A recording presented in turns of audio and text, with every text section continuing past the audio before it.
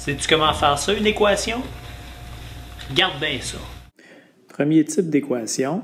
Supposons qu'on commence avec une équation du genre 4x moins 3 qui est égale à moins 11. On se rappelle que notre objectif là-dedans, c'est de trouver la valeur de x qui va faire en sorte que la partie ici qui est à gauche de l'égalité va être égale à la partie qui est à droite de l'égalité, donc moins 11.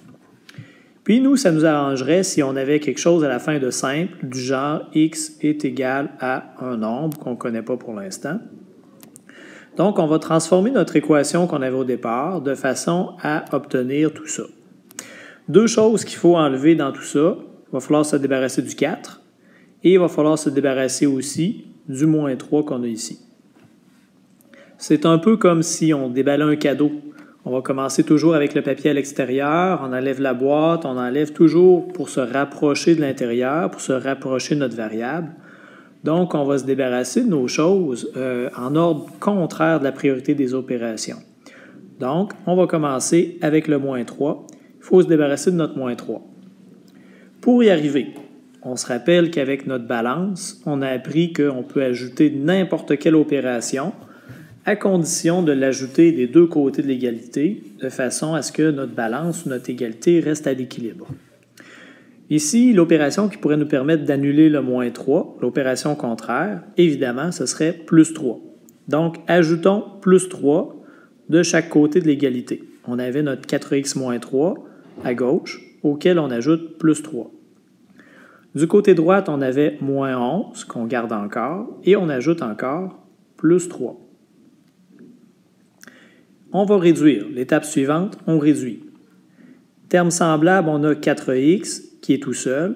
Et ensuite, moins 3 et plus 3, tout ça ici, ça va s'annuler. C'est ce qu'on voulait. On voulait faire disparaître le moins 3. C'est ce qui arrive. De l'autre côté de l'égalité, donc moins 11 plus 3, ça nous donne moins 8 comme résultat.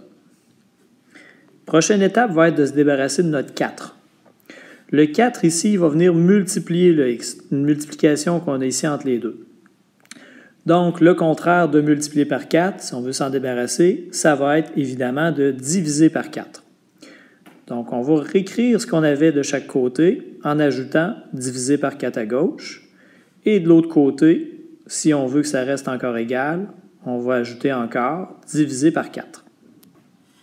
Si on réduit ce qui est à gauche, notre x qui est ici va être multiplié par 4, ensuite divisé par 4.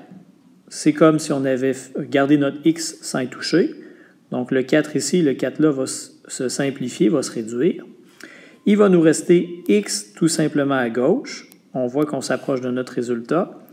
Et à droite, moins 8 divisé par 4, ça nous donne moins 2. On a atteint notre objectif. On a trouvé la valeur de notre variable ici. X est égal à moins 2.